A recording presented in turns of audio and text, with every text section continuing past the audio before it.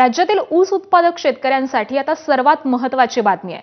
काटामारीचा गैरप्रकार रोखण्यासाठी सरकारनं महत्त्वाचं पाऊल टाकलंय।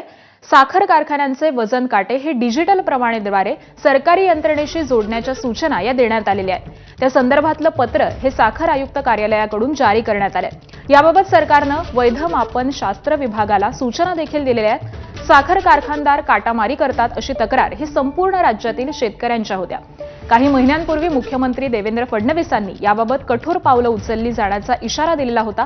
आता डिजिटल प्रणालीद्वारे वजन काटे हे प्रशासनाशी जोडल्यामुळे काटामारी करणाऱ्या कारखानदारांवरती कारवाई करता येणार आहे।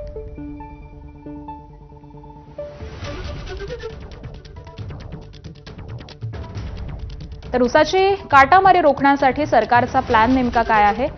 कारखान्यांचे वजन काटे राज्य सरकारच्या मुख्य सर्व्हरला ऑनलाईन पद्धतीने जोडणार। प्रत्येक साखर कारखान्याच्या वजनाची नोंद ही राज्य सरकारकडे राहील। एखाद्या कारखान्याची वारंवार तक्रार येत असेल तर सरकारी नियंत्रण असलेला स्वतंत्र डिजिटल काटा बसवणार। स्वतंत्र वजन काटा बसवण्यासाठी आमदार किंवा खासदार निधीचा वापर करणार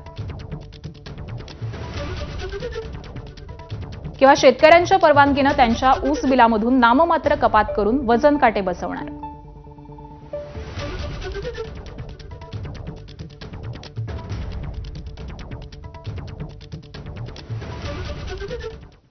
आणि याच संदर्भामध्ये शेतकरी नेते राजू शेट्टी नेमकं काय म्हणालेले आहेत जाणून घेऊयात।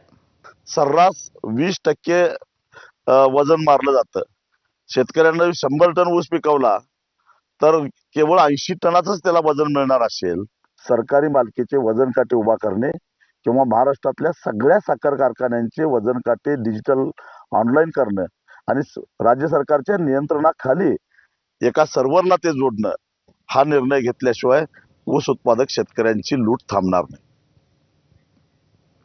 आणि यानंतर बुलेटिनमध्ये बातम्यांचा वेगवान पद्धतीने आढावा। मालेगाव महानगरपालिकेतील समाजवादी पक्षाच्या नवनिर्वाचित